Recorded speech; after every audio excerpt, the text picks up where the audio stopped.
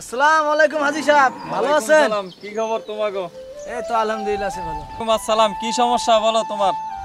হাজী সাহেব, আপনার গরু খোঁজা খুঁজতেছি আর আপনি গরুর সাথে এসে শুয়ে আছেন। কি ব্যাপার, তোমাকে সমস্যা কি? হাজী সাহেব, আমরা তো একটা ওয়াজ মাহফিলে আয়োজন করছি, তো আপনাকে ওখানে সেক্রেটারি বানাইছি। আপনি সোমবারের দিন আসরের পরে ওখানে আসবেন। সভাপতি কেডা? হাজী সাহেব, সভাপতি হয়েছে আবুল মেম্বার আর আপনি হয়েছেন সেক্রেটারি। মোর টাকা পয়সা কি কম আছে রে? তুই মুখ বানাইছ সেক্রেটারি, আবুল মেম্বারের বানাইছ সভাপতি।